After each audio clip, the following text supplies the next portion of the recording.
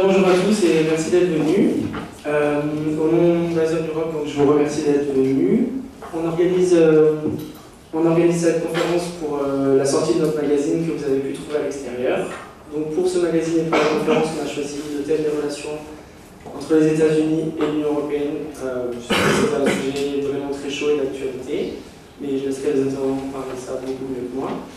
Je vais juste vous présenter brièvement Azov Europe. On est une ASBL étudiante qui fonctionne depuis 8 ans, majoritairement avec des étudiants de l'Institut d'études européennes, qui se situe juste en face. Cette année, on est entre 60 et 70 étudiants. Donc il y a un développement, chaque année l'association se développe toujours plus, on profite de l'expérience des gens des années précédentes. Et on est très content cette année d'avoir pu avoir pour le magazine un commissaire pour faire la tribune. On a aussi couvert un événement de l'OTAN la semaine dernière, on a également eu une conférence avec Pascal Lamy le jeudi dernier, tout ça a très bien marché. Donc chaque année on progresse un petit peu plus. Et donc vous pouvez nous retrouver sur tous les sites que vous voyez ici, Facebook, Twitter, et n'hésitez pas aussi à aller sur le site, puisque toutes les semaines en principe il y a un nouvel article par un étudiant qui sort, qui est publié. La conférence de ce soir sera filmée par le site aussi Wake Up Bruxelles, donc vous pouvez la retrouver ensuite sur internet. Donc, encore une fois, je remercie toutes les équipes d'Azov Europe qui ont participé au magazine, qui participent au web à l'organisation de la conférence. Et merci à tous d'être venus, et je laisse la parole à vous.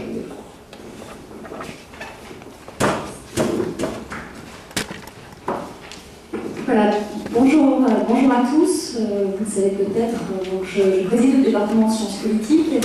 La raison pour laquelle je suis ici, c'est que j'ai aussi une charge d'enseignement à l'Institut d'études européennes qui porte sur les relations extérieures de l'Union européenne. Or, c'est ce soir un sujet qui touche effectivement aux relations entre l'Union européenne et les États-Unis. Je voudrais souligner à quel point je trouve les initiatives des étudiants, et notamment celle-ci particulièrement opportune. C'est même plus que ça, je pense, une initiative salutaire au vu des enjeux démocratiques que soulèvent ces questions de surveillance générale.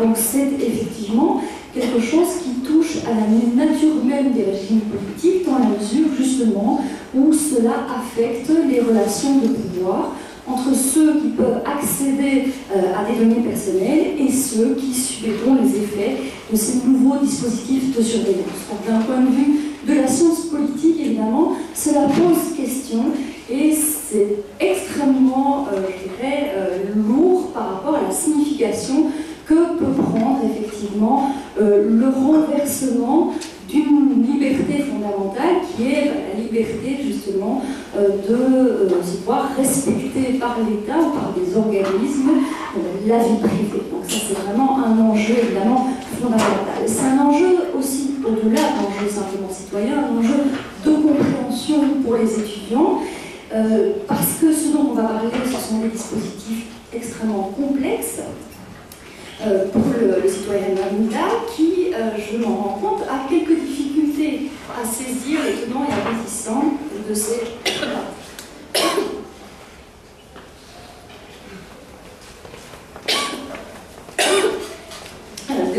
nouvelles procédures de surveillance.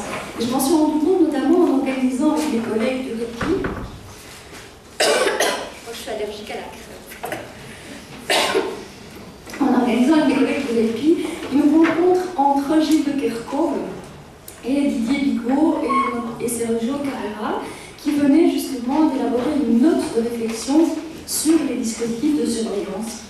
Et je me suis rendu compte à quel point c'était facile pour Gilles de Kerkhove finalement de justifier les politiques de surveillance, les dispositifs, les réglementations prises au niveau de l'Union européenne et à quel point les critiques et les tentatives de déconstruction de ces contradicteurs, donc essentiellement Didier Bigot et Sergio Carrera, avaient du mal à être comprises par l'assistance. Je pense qu'effectivement, de manière générale, il est beaucoup plus difficile de rendre un discours critique, de faire comprendre une démarche de déconstruction, plutôt que, effectivement, de jouer sur la question de le risque terroriste, des nouvelles menaces, etc., qui permettent assez facilement de légitimer effectivement des politiques nouvelles.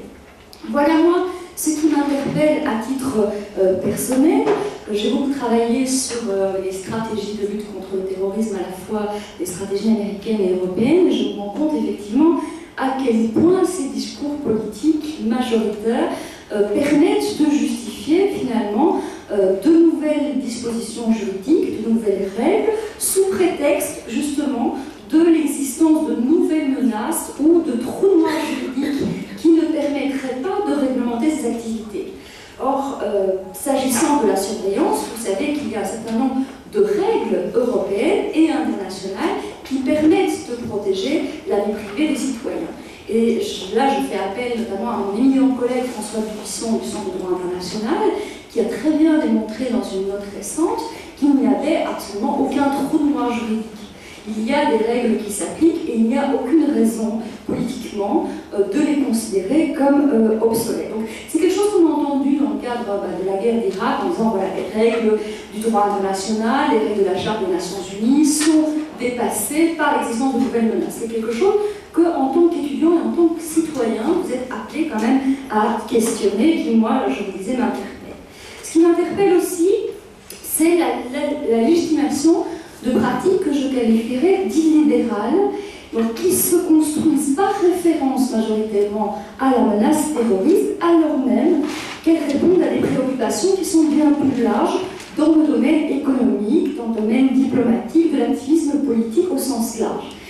Je vous rappelle effectivement qu'il y a un certain nombre de décisions judiciaires qui condamnent notamment au niveau de la Cour européenne la Grande-Bretagne pour surveillance illégale de groupements ou d'institutions de défense des libertés publiques. Donc, à la fois, on invoque le terrorisme, mais en réalité, quand on regarde les pratiques dont il est question, cela concerne évidemment des domaines d'activité qui n'ont rien à voir avec le terrorisme. Ça, c'est la deuxième chose qui m'interpelle. La troisième chose, ce qui m'a interpellée, c'est la réaction, on peut dire, assez timide des Européens par rapport aux dernières révélations.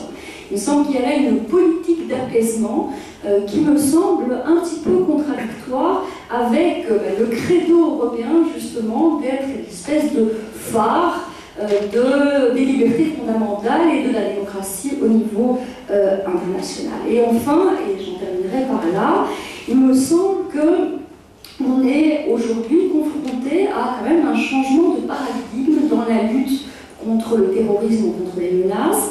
Vous savez que, essentiellement, comment est-ce qu'on faisait avant, qui était la pratique dominante, c'est celle qui consistait à établir des listes de présumés suspects de terrorisme, etc. Et par rapport à ces listes, par rapport à ces individus considérés comme dangereux, ou à ces groupements considérés comme dangereux, il y avait évidemment des abus, mais au moins, que ce soit au niveau des Nations Unies ou au niveau de l'Union européenne, il y a cette liste plus ou moins publique, et on avait donc des individus, des groupements, une espèce de recours. Ça ne fonctionne pas de manière évidente, mais au moins c'était, je ne dirais pas transparent, mais une possibilité pour les individus de savoir qu'ils étaient effectivement considérés comme des suspects et de pouvoir s'en expliquer. Aujourd'hui, je ne vais pas rentrer dans les détails bien sûr, mais les processus, le data mining, etc., le fait de connect on the dots, c'est-à-dire d'élaborer des espèces de cartographie de vos déplacements, de vos modes de paiement, des activités que vous faites, etc., est tout à fait secret et du coup, vous ne pouvez pas être évidemment au courant du fait qu'on vous a profilé, catégorisé de telle ou telle manière. Donc, aucune possibilité effectivement de recours et donc, tous ces points me semblent devoir faire l'objet effectivement d'une attention citoyenne, mais aussi d'un débat scientifique au sein de l'université. Pour ça, je remercie vraiment les organisateurs de cette conférence et je remercie aussi, bien entendu, les orateurs de ce soir qui nous ont fait le plaisir de nous retrouver ici et de passer, et surtout qui vont consacrer un peu de leur temps précieux pour vous expliquer justement les enjeux autour de la surveillance. Je voudrais donc, dans un premier temps, passer la parole à Victor Devouge, ici à ma droite, qui travaille au service d'action extérieure de l'Union européenne, à la division Amérique, des États-Unis et Canada. Donc il est spécialement compétent pour justement vous exposer les enjeux européens liés à ces questions. Monsieur Debouche, je vous donne la parole, donc c'est environ 10 minutes. Je vous remercie. Donc, comme vous venez de le dire, je suis à l'unité des relations avec l'Amérique du Nord et je suis plus particulièrement tout ce qui est justice, affaires intérieures, dans les relations avec les États-Unis, les questions de contre-terrorisme, de protection des données. Donc ça va plutôt être un point de vue de praticien. Avant de rentrer dans le cœur du sujet, quelques remarques générales. Cette affaire, la NSA, elle est un peu le catalyseur d'une triple crise. D'abord une crise des relations transatlantiques, et c'est celle dont je vais vous parler plus en détail ce soir, mais aussi une crise de confiance dans l'Internet, dans ses infrastructures, ses opérateurs, la sécurité des protocoles, les modèles économiques basés sur l'exploitation des données. Et ça va même jusqu'aux questions de gouvernance de l'Internet qui ont des implications importantes en matière de relations internationales. Troisième crise, c'est une crise du secret d'État avec plusieurs dimensions. Est-ce qu'on peut encore avoir des secrets d'État? Et la deuxième dimension, c'est quel degré de secret d'État est légitime. La première crise, c'est sans doute celle qui est la plus visible, mais c'est peut-être celle qui est la moins complexe, et très probablement celle qui sera résolue la première. Et la raison pour laquelle c'est celle qui sera résolue la première, c'est parce qu'il y a entre l'Europe et les États-Unis une relation qui est extrêmement critique et stratégique, et notamment en ce qui concerne les questions de sécurité, mais pas uniquement. Cela dit, c'est une affaire qui a contaminé en quelque sorte des pans essentiels de la coopération transatlantique. Sur le plan politique, vous avez tous en tête les réactions de François Hollande ou d'Angela Merkel. On a également en tête, plus spécialement ici, des réactions du Parlement européen, notamment avec des demandes de suspendre des négociations d'un accord commercial d'importance stratégique entre les États-Unis et l'Union européenne, qui s'appelle TTIP en anglais. Et en matière de sécurité, également des demandes de suspension d'accords existants, tels qu'un accord de coopération en matière de lutte contre le financement du terrorisme, le TFTP, le Terrorist Finance Tracking Program. Deuxième remarque, c'est que l'article 4 alinéa 2 du traité de l'Union européenne stipule que la sécurité nationale reste la compétence exclusive de chaque État membre. Donc il y a des limitations à ce que l'Union européenne peut faire et proposer dans ce domaine. Donc on verra que ce n'est pas des limitations qui sont absolues. Troisième remarque, on a des révélations qui sont d'une nature très différente. Vous avez des programmes tels que Upstream, c'est l'écoute sur les câbles transatlantiques, ou MineRR, qui est la collecte de métadonnées téléphoniques, qui concerne la collecte en masse de données appartenant à des citoyens sans discrimination, sans ciblage préalable. Ces nouvelles méthodes soulèvent clairement des questions particulières en matière de respect de la vie privée. Vous avez d'autres révélations qui, je dirais, sont nettement plus classiques, des activités d'espionnage, par exemple des délégations de l'Union européenne à New York et à Washington, des métiers d'espion, le deuxième métier le plus vieux du monde. Mais là, la question est différente. Ce n'est pas la méthodologie, ce n'est pas la question tellement de protection de la vie privée. On est plus sur une question de confiance et de bonnes pratiques entre partenaires stratégiques et entre alliés. Donc, quelle a été la réponse de l'Union européenne pour entrer dans le cœur du sujet? Dans un premier temps, donc, face à ce qui était essentiellement des allégations, des rapports par la presse, la position de l'Union européenne, ça a été de rechercher des clarifications. Donc en juillet, le Coreper a décidé une double approche qui est fondée sur la répartition des compétences. Un groupe de travail transatlantique chargé de discuter avec les Américains des questions qui relèvent de la protection des données et qui tombent dans la compétence, qui relèvent de la compétence de l'Union européenne. Et d'autre part, toutes les questions qui ne relèvent pas de la compétence de l'Union européenne, ainsi que les questions relatives à l'espionnage des délégations, des États membres, des chefs d'État, etc., étaient renvoyées vers des dialogues bilatéraux. On fait créer deux sentiers. Sur le premier, c'était un groupe de travail qui était coprésidé par la Commission et par la présidence lituanienne, avec le côté européen, le coordinateur et contre le terrorisme, les représentants du service européen pour l'action extérieure, et 10 experts en provenance des États membres. Le groupe s'est réuni 3 fois. L'essentiel des conclusions est désormais dans un rapport public. Pour aller très vite, le groupe conclut qu'il y a des bases légales à ces activités en droit américain, qu'il y a un certain nombre de procédures et de garanties, mais que ces garanties ne sont pas conçues à l'origine pour protéger les droits des non-citoyens américains, enfin, non-citoyens et non-résidents. Le deuxième point, c'est que les États-Unis ont mis en place 2 différents standards de preuve pour autoriser la collecte, c'est-à-dire selon qu'on collecte sur des Américains ou sur des étrangers, ce n'est pas le même standard. Pour les Américains, il faut que ce soit nécessaire à une enquête liée à un objectif légitime de renseignement. Pour les Européens, il faut que ce soit lié en relation avec, enfin pour les Européens et les autres, que ce soit en relation avec ce type de renseignement. Donc, sur cette base, la Commission a adopté le 27 novembre un paquet dans lequel il y a en particulier 2 documents, avec d'autres, mais les plus importants, le rapport de ce groupe de travail et un document plus politique qui donne l'appréciation de la Commission et je dirais un certain nombre de recommandations pour aller pour résoudre les difficultés qui sont posées.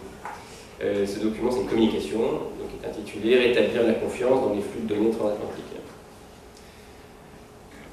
Dans cette communication, pour faire simple, la Commission fait des recommandations qui, successivement, traitent de ce que l'Union européenne peut faire unilatéralement, de ce qu'elle peut faire avec les États-Unis, et puis de ce que l'Union européenne attend des États-Unis, mais que seuls les États-Unis peuvent faire unilatéralement. Je ne vais pas vous décrire dans le détail les propositions, je vais simplement revenir sur 4 d'entre elles. La première, c'est l'adoption rapide de la réforme sur la protection des données dans l'Union européenne. Réforme proposée en janvier 2012 et qui comporte des règles claires qui sont également applicables lorsque les données sont acquises au sein de l'Union européenne puis transférées sur des serveurs étrangers. Dans le domaine commercial, c'est la deuxième recommandation, c'est rendre le système Safe Harbor plus sûr. Alors Safe Harbor, qu'est-ce que c'est?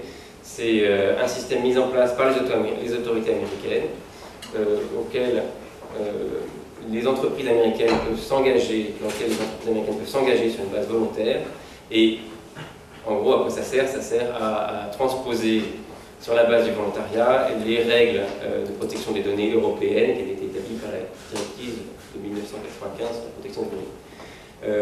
Ce système est reconnu par la Commission européenne de manière unilatérale par une décision, la décision Safe Harbor, et donc ça permet très simplement aux entreprises américaines, comme Google ou Facebook, de collecter vos données et de les transférer légalement sur les serveurs américains. Donc, il y a un certain nombre de défauts qui ont été identifiés, des problématiques de fonctionnement de ce Safe Harbor, et il est demandé aux Américains d'identifier des solutions avant l'été 2014, et à l'issue d'une période de mise en œuvre, la Commission évaluera si les réformes qui ont été proposées et mises en place répondent aux attentes de l'Union européenne, avec évidemment des possibilités à la clé de suspension, voire de révocation de la décision, même si ce n'est pas le choix qui a été fait jusqu'à maintenant. Un point essentiel qui est discret dans la communication, mais qui est vraiment important, c'est la clause de sécurité nationale. Safe Harbor s'applique sauf en ce qui concerne la sécurité nationale. Et donc dans cette communication, la Commission dit clairement il faut que l'exemption de sécurité nationale soit appliquée au regard des principes de nécessité et de proportionnalité. C'est-à-dire, en quelque sorte, à travers ce qu'on demande aux Américains, c'est de prendre des engagements, comme quoi le champ de la sécurité nationale n'est pas infini, et il est limité, il rentre dans certains ordres. Troisième mesure, c'est le renforcement de la protection des données dans le champ de la coopération judiciaire et policière.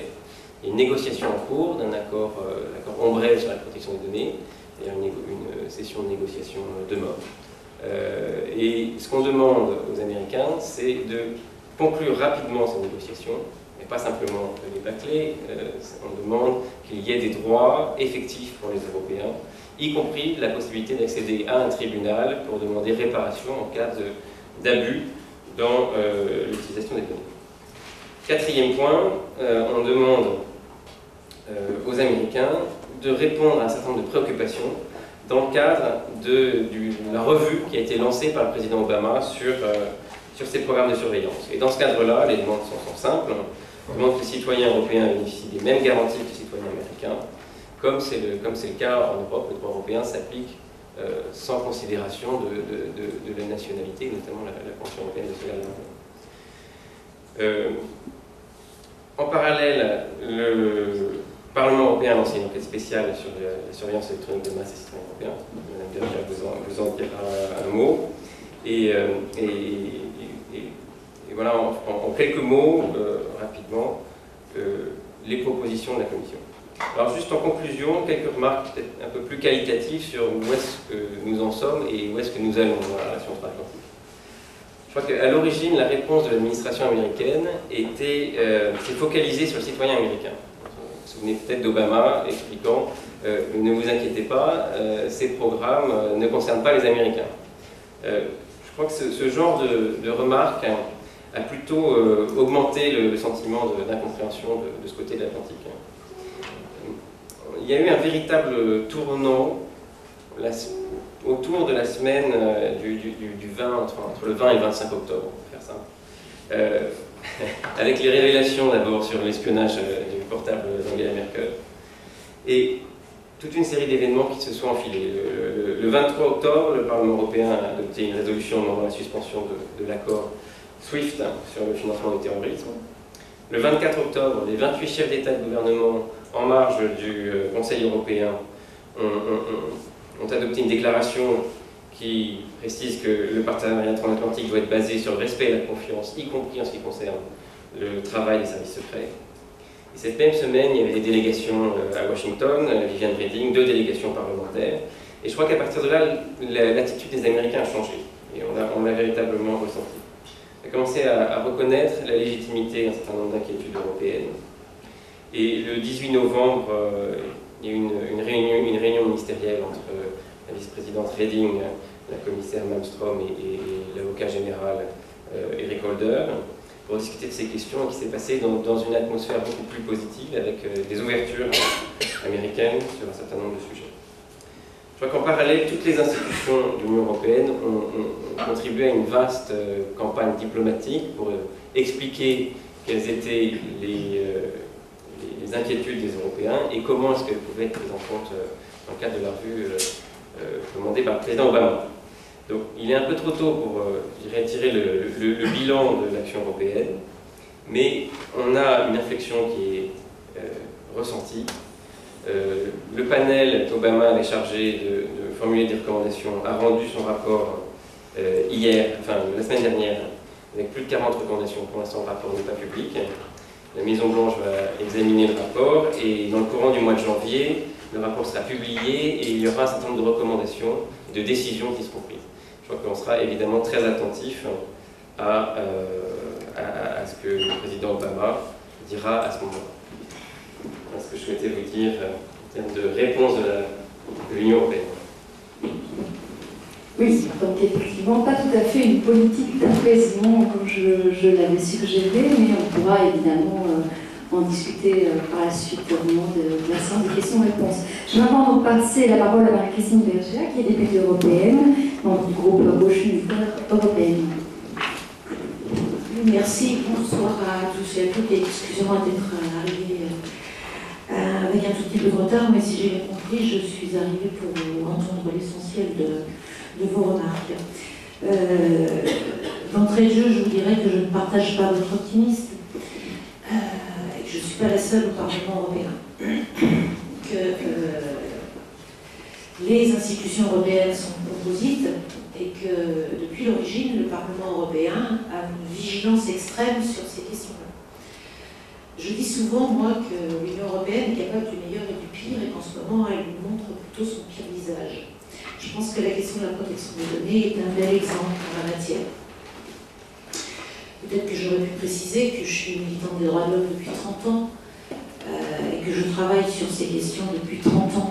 Donc je m'exprime certes à titre politique ce soir, mais avec un certain bagage, une certaine expérience de la lutte en la matière. J'ai fait partie de ceux qui ont voté le traité de Maastricht et donc qui ont cru que l'Union européenne allait être capable de construire un espace de justice, de sécurité et de liberté.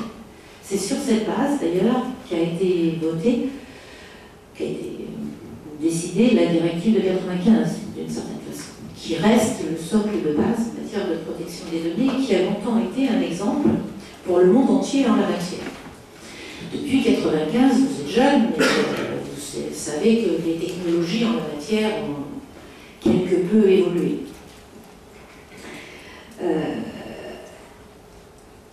Donc il est nécessaire de modifier. Mais je vais quand même revenir sur les questions de la vigilance du Parlement européen.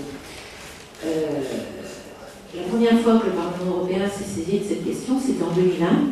Moi, je l'ai été élue qu'en 2009, mais le travail du Parlement européen est très ancien sur ces questions-là, parce qu'il y avait des révélations dans la presse, des allégations, comme vous dites, qui avaient mis en avant la question d'un système de surveillance déjà qui s'appelait Échelon, et qui était déjà un système de surveillance des États. Depuis, nous avons eu d'autres affaires.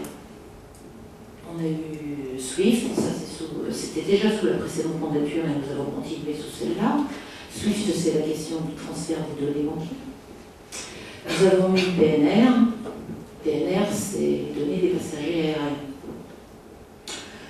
Nous savons, et cela nous a été confirmé par le contrôleur européen de la protection des données, mais aussi par le référent protection des données, j'ai perdu son titre exact, à Europol, que ces transferts massifs de données existent et que nous n'avons pas de moyens de contrôle sur ceci. Donc nous appelons régulièrement à la vigilance et nous demandons que l'on évite d'abord et avant tout ces transferts massifs de données pour respecter un principe essentiel en matière de protection des données, enfin deux principes essentiels en matière de protection des données, qui sont le principe de nécessité et le principe de proportionnalité.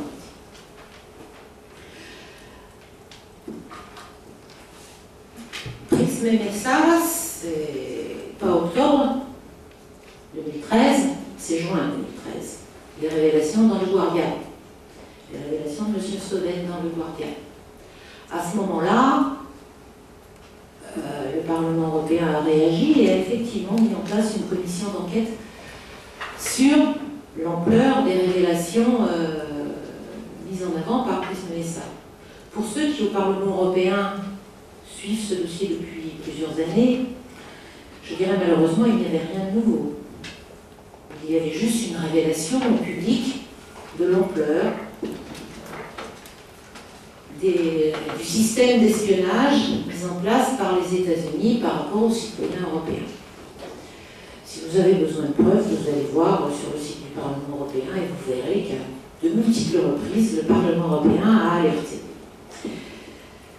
Le Parlement européen avait tellement alerté qu'au moment de l'affaire SWIFT, dit TFTP, c'est-à-dire l'accord qui a été mis en matière de financement du terrorisme, puisqu'on est passé du donnaire au bancaire au financement du terrorisme, j'y reviendrai. Le Parlement européen, dans un premier temps, avait refusé de valider ces accords, justement parce qu'il n'avait aucune garantie sur les transferts massifs de données.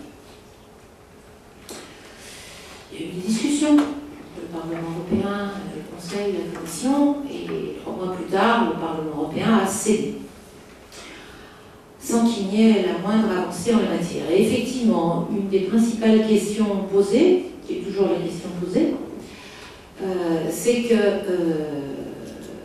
nous savons pertinemment que la protection qui est faite pour les citoyens européens n'est pas la même que sur la question des citoyens américains. Je dirais qu'on a trop été inquiet parce que même s'agissant de la protection des données des citoyens américains, ce que révèle Prix-Messara est quand même pour le moins, je veux dire, dangereux pour cette protection des données, que l'administration américaine s'est fait prendre à son propre piège en la matière. Mais effectivement, les citoyens européens ont encore moins de droits et nous n'arrivons pas à obtenir les garanties des Américains. Donc je suis ravie que le fait que Mme Merkel elle-même, enfin que la presse ait dévoilé que même Mme Merkel était espionnée, permette aux Américains d'apporter des débuts de réponse.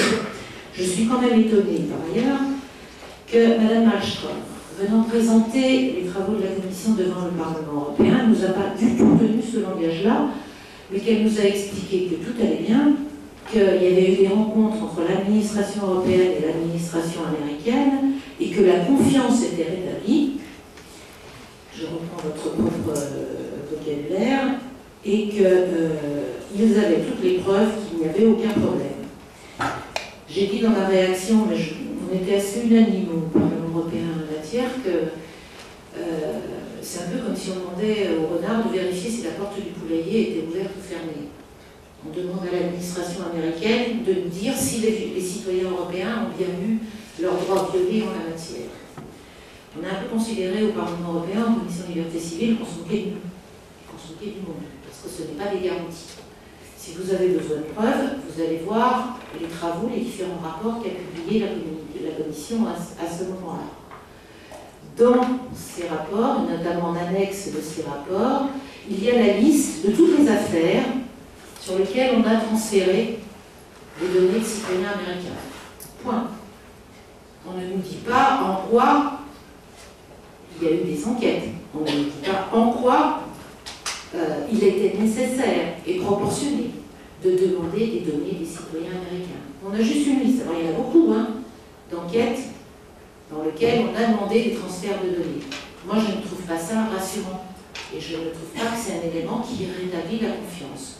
Ce que nous voulons, c'est effectivement que les citoyens américains aient au moins les mêmes garanties que les citoyens américains et que les citoyens européens notamment puissent avoir le droit, à minima, d'ester en justice, ce qu'ils ne peuvent pas faire en la matière, demander à avoir accès à leurs données et à ce que ces données soient rectifiées.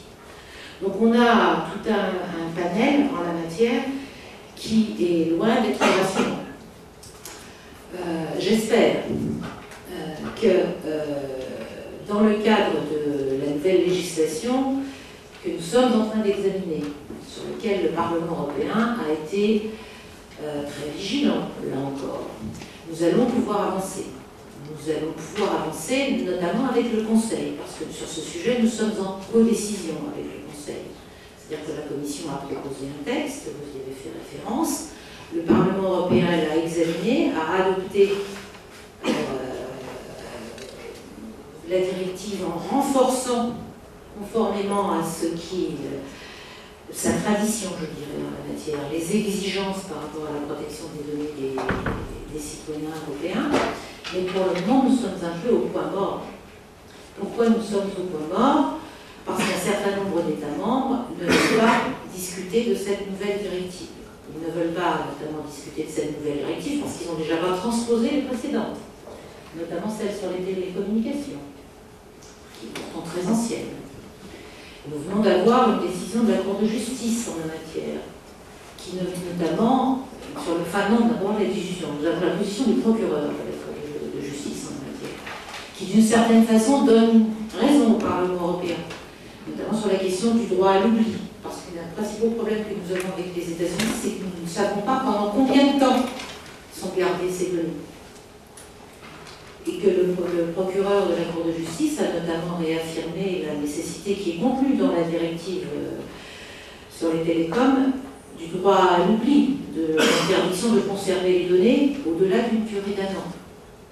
Pour le moment, nous n'avons pas de garantie en la matière. Et nous sommes confrontés à un problème avec le Conseil, qui effectivement est très préoccupé par le rétablissement du climat de confiance avec nos amis américains, mais qui ne nous a pas donné de garantie en la matière. Et j'espère que le Parlement européen continuera d'être vigilant. Nous sommes en train de discuter de savoir si le Parlement européen va se prononcer avant la fin de la mandature en séance plénière du Parlement européen, ce que certains membres d'États membres ne voudraient pas voir faire. préférerais que nous restions une position liberté civile. Nous nous battons pour que ce texte soit voté par le Parlement européen, qu'on ait une base de discussion dans le cadre de la prochaine mandature, quelle que soit la majorité à l'intérieur du Parlement européen, pour réaffirmer, pour avoir une base juridique précise pour enfin entamer la discussion avec le Conseil. Mais nous savons qu'un certain nombre d'États membres ont déjà dit qu'ils ne souhaitaient pas que cette législation soit adoptée avant la fin de 2014. Donc nous avons un peu de temps devant nous pour voir les choses, mais je pense que ce n'est pas très correct en la matière, compte tenu effectivement de l'ampleur de ce qu'a révélé Prism-NSA. Alors je vais dire une dernière chose, je dirais qu'il y a beaucoup d'hypocrisie dans la matière. Il y a beaucoup d'hypocrisie parce qu'en fait les services d'espionnage, qui sont effectivement un des plus vieux métiers du monde, coopèrent dans la matière depuis très longtemps. Et qu'il y a des échanges de bons procédés. Je suis française, je vais vous donner l'exemple de la France. Le journal Le Monde, début juillet, a révélé le travail des services de contre-espionnage français. Il y a un deal entre les États-Unis et la France. La France est très efficace en matière de contrôle des données sur ses anciennes colonies, je vais le faire court. Vous voyez les pays qui sont concernés. C'est une zone qui, effectivement, est une zone troublée, perturbée en ce moment. Et donc, les Français surveillent ces territoires, donnent les informations aux Américains, en échange de quoi on a un certain nombre d'informations. Je ne suis pas contre le fait, que je ne me paraisse pas excessif, je ne suis pas contre la nécessité de lutter contre le terrorisme. Mais au long de la lutte contre le terrorisme, depuis plusieurs années maintenant, un certain nombre de droits fondamentaux des citoyens européens sont mis en cause. C'est pour ça que nous réaffirmons sans arrêt le principe de proportionnalité et le principe de nécessité. Oui, il faut lutter contre le terrorisme, mais pour lutter efficacement contre le terrorisme, il n'y a pas besoin de ficher, de surveiller l'ensemble des citoyens, je vais presque dire du monde entier, parce qu'on en est un peu là. Donc, il y a un travail à faire, et je terminerai notamment par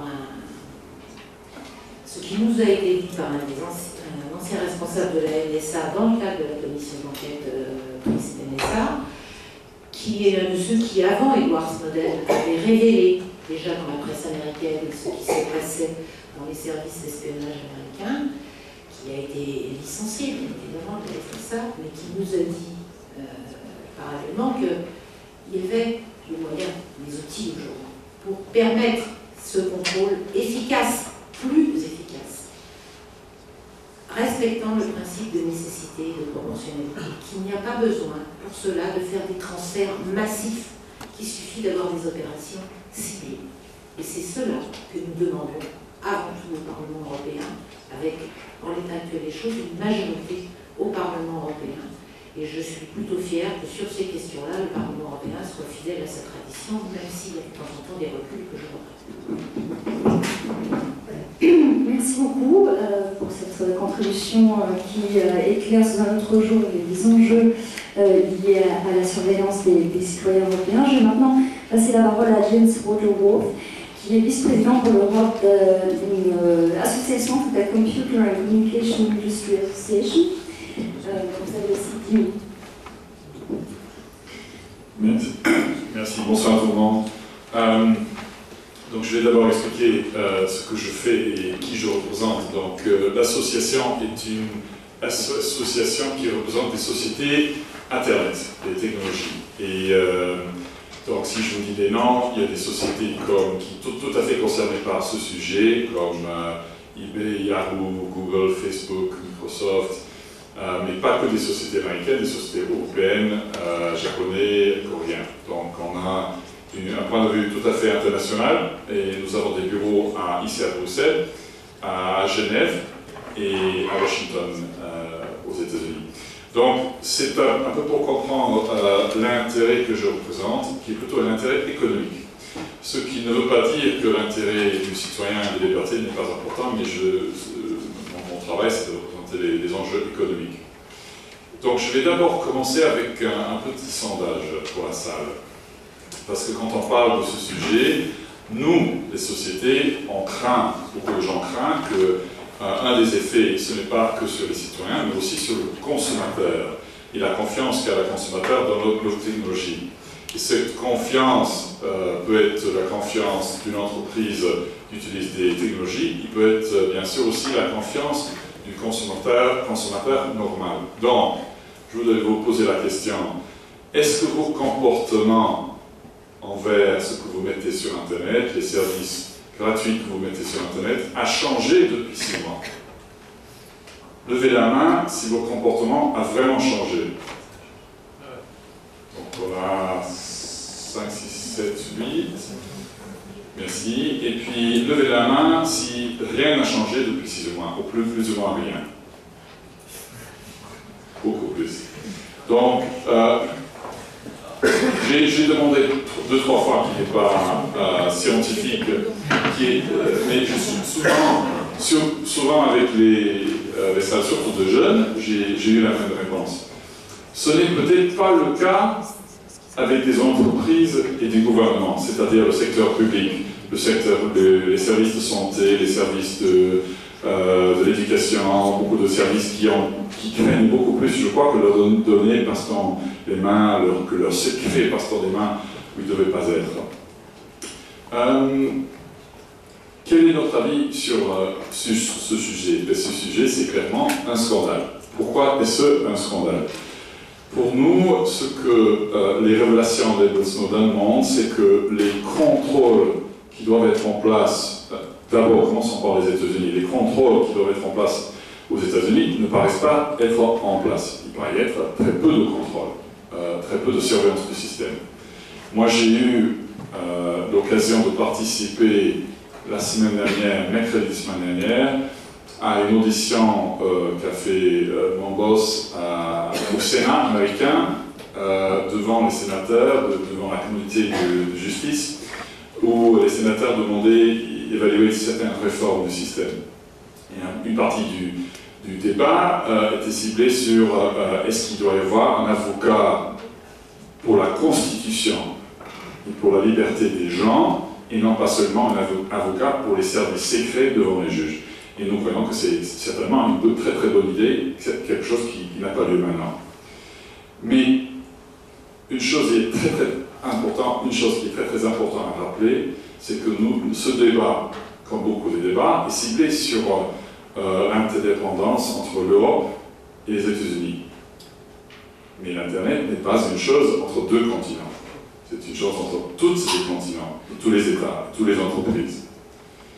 Pourquoi je dis ça? Parce que même si les contrôles américains paraissent être tout à fait inadéquats, ils sont quand même meilleurs que les autres États, qui fait craindre énormément. Bien évidemment, de l'autre bout du spectre, nous avons la Chine, la Russie et certains États totalitaires où il n'y a aucun contrôle et une politique de contrôle absolument. Il y a en Europe où nous sommes quand même des constitutions gouvernées par la loi.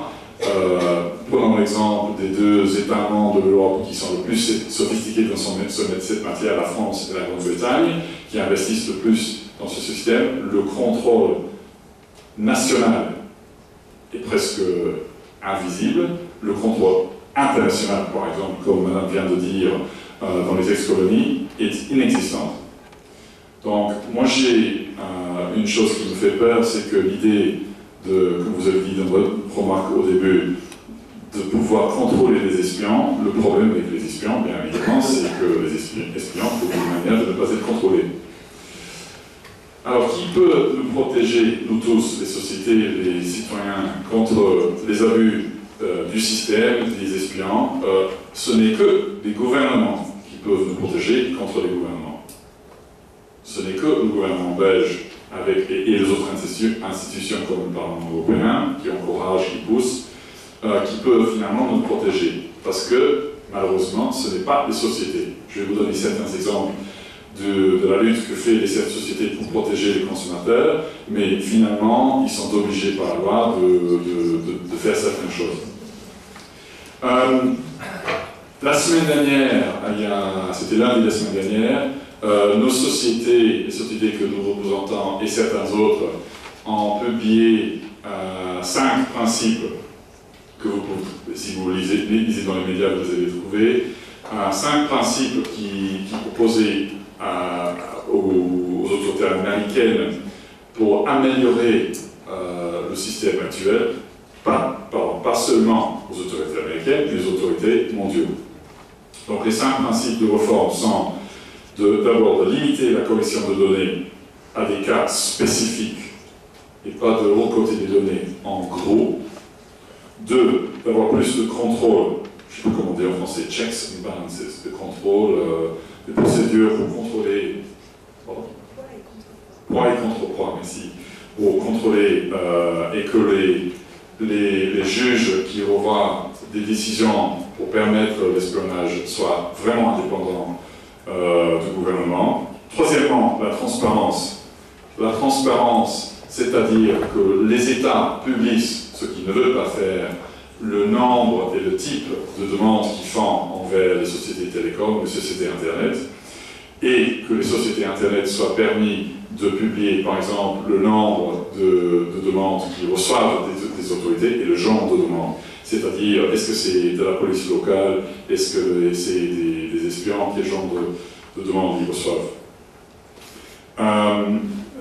Quatrième chose, de respecter les nouvelles voies de l'économie. C'est-à-dire que, bien sûr, pour nous, les sociétés craignent que le système mondial des flux des données soit cassé, ne fonctionne plus, soit contraint par certaines lois ou pratiques.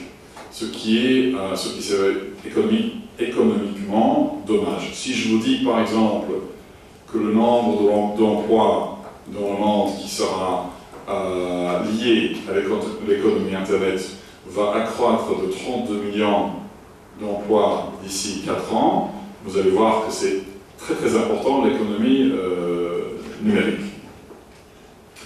Cinquièmement, d'essayer d'éviter les conflits entre lois. C'est-à-dire que de temps en temps, on peut avoir une société basée sur tel ou tel territoire où la police ou les services secrets disent vous devez faire telle chose qui concerne les données d'un consommateur dans un autre pays.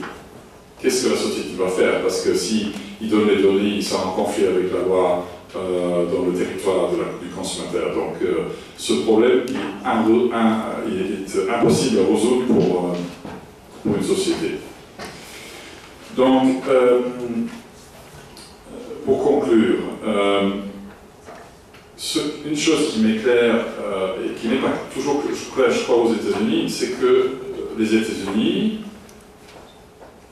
depuis 200 ans, si on retourne à la période de la Révolution américaine et juste après la Révolution française, a mené dans énormément de choses, dans les libertés, dans la loi, économiquement, et certaines choses qui sont moins bien. C'est clair pour moi que si les États-Unis ne menent pas, en mettant en place un système qui protège la liberté des gens, qui protège la liberté de commerce, un système proportionnel aux besoins des services de sécurité, il n'y aura pas d'autres États qui vont le faire. Ce n'est pas la Chine qui va mener ce genre de procédure internationale. Ce n'est pas l'Inde qui va mener ce genre de processus international. Donc c'est clair que la volonté de réforme américaine est encore plus importante. Ce n'est pas que les autres ne doivent pas réformer, c'est que la volonté de mener ce genre de réforme par les Américains est très très importante pour la volonté des autres à suivre. Merci beaucoup.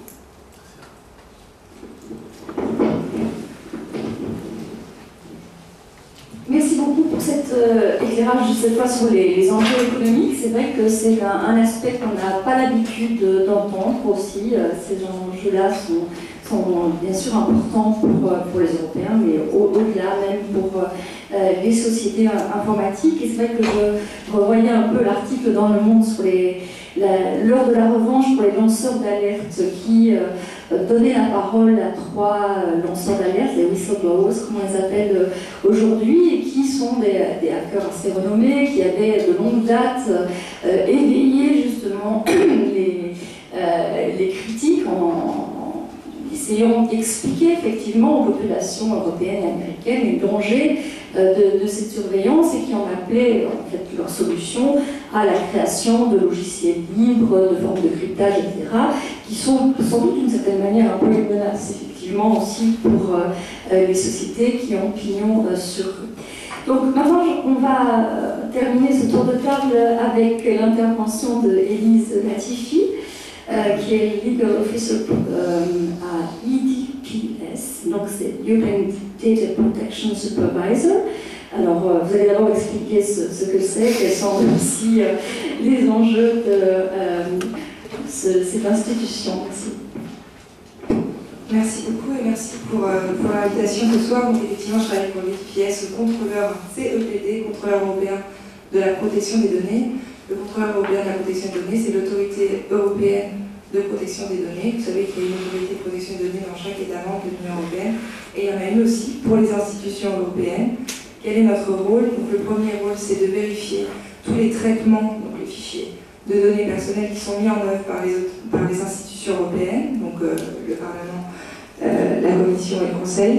Mais c'est aussi de conseiller ces institutions sur chaque projet législatif, règlement ou directive qui va être adopté et que nous estimons avoir un effet potentiel sur la protection des données.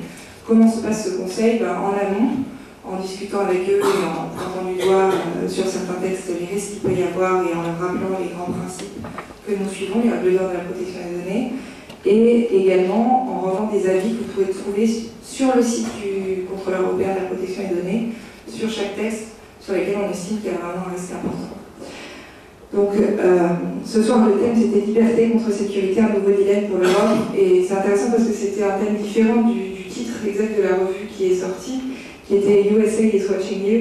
Et effectivement c'est intéressant d'étendre le débat ce soir parce que la surveillance n'est pas que celle qui est faite par les services de renseignement américains, mais bien celle qui est faite par tous les services de renseignement, y compris effectivement comme vous l'avez dit, la France, la Grande-Bretagne, d'autres États européens, mais aussi d'autres États tiers, la Chine, la Russie, l'Inde, etc. Comme ça a déjà été dit, ça va être difficile pour moi d'être très original. Les faits ne seront peut-être jamais vérifiés, mais ce qui est important pour nous, ce n'est pas forcément d'attendre que ces faits soient vérifiés, mais de se dire qu'il faut déterminer dès à présent les conséquences et le cadre qu'on pourrait émettre pour ces activités de surveillance, quelle que soit la réalité qui sera vérifiée ou pas.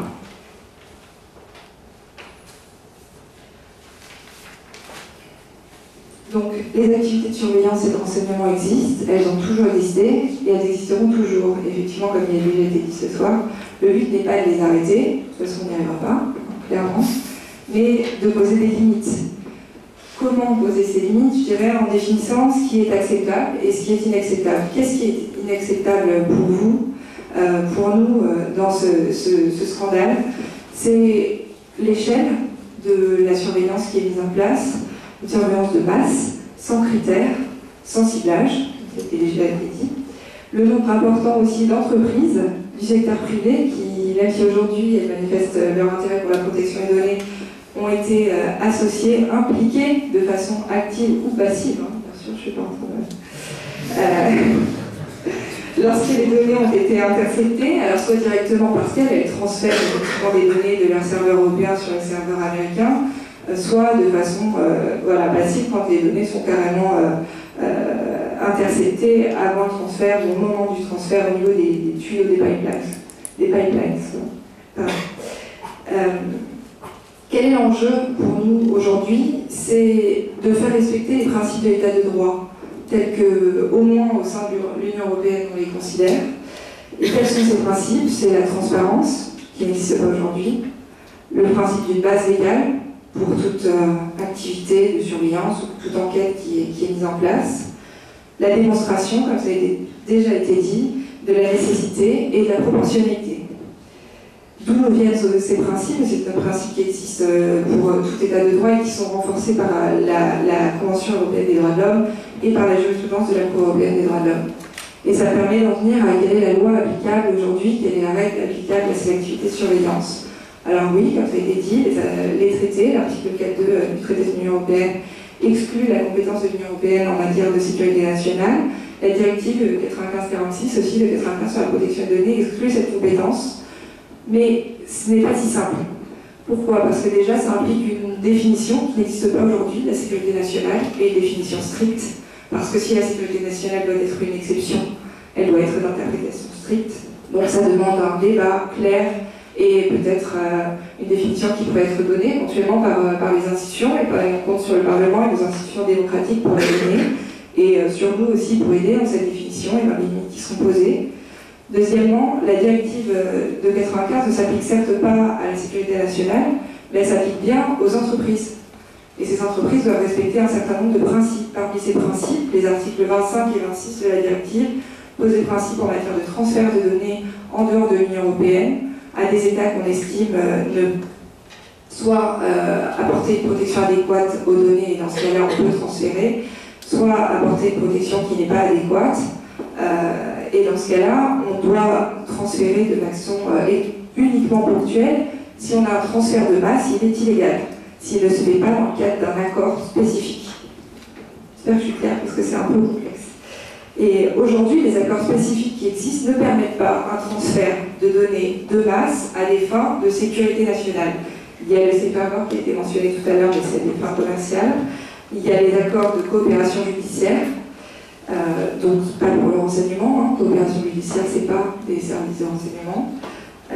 Et il y a les BCRs, donc Binding Corporate Rules et Standard Contractual Clause, qui sont également applicables pour les entreprises et qui leur permettent de transférer des données, mais c'est pour leur permettre de travailler avec, entre filiales et mères, pas pour un accès massif des services de renseignement. Donc on a vu qu'au niveau européen, il y a quand même des instruments qui s'appliquent, et il y en a un qui est très important, qui est la Convention européenne des droits de l'homme, qui s'applique. Il n'y a pas d'exception pour les sécurités nationales au niveau de la Convention européenne des droits de l'homme. Il n'y en a pas non plus pour la Cour européenne des droits de l'homme, qui a rendu effectivement plusieurs arrêts sur les services de renseignement, et qui a demandé à chaque fois que certains principes soient respectés, et c'était, comme je vous l'ai dit, une base légale précise pour permettre une transparence et un contrôle démocratique, et de respecter le principe de nécessité et de proportionnalité. Qu'est-ce que ça voudrait dire concrètement, un principe de nécessité?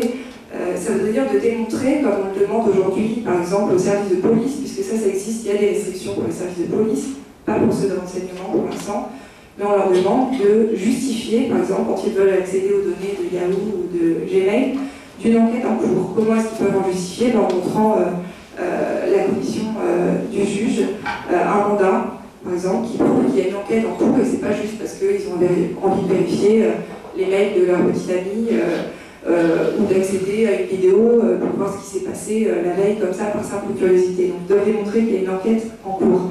Et proportionner, parce que quand l'enquête est en cours, on va devoir démontrer, par exemple, qu'il y a eu un meurtre qui a été commis, on va devoir dire entre quelle et quelle période. On va pas pouvoir, les policiers ne vont pas pouvoir accéder aux vidéos d'un supermarché, par exemple, sur les 2 dernières années, déjà parce qu'elles sont en théorie pas concernées, et ensuite parce qu'ils vont devoir dire, voilà, on a besoin des données entre telle date et telle date. Ça, ce serait nécessaire, ça respecterait les principes de nécessité et de proportionnalité. Alors, quelles actions sont possibles aujourd'hui au niveau européen? Qu'est-ce qui a été fait jusqu'à présent? Le contrôleur européen de la protection des données, on a une action un peu limitée, parce qu'on est effectivement au niveau européen et pas au niveau national. On ne peut pas remplacer les autorités de protection des données nationales.